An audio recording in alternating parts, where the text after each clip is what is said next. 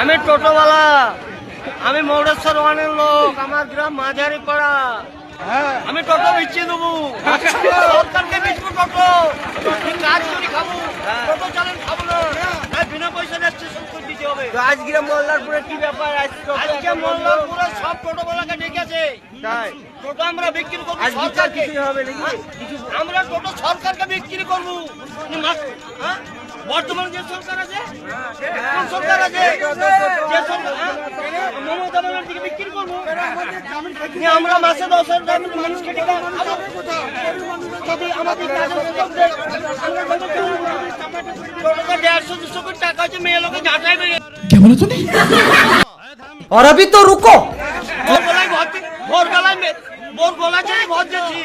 তোমায় ছেড়ে আমি থাকতে পারি না, কি হবে আমার, কি হবে ভোরবেলা বিছানা থেকে উঠে গেছি, সন্ধ্যাবেলায়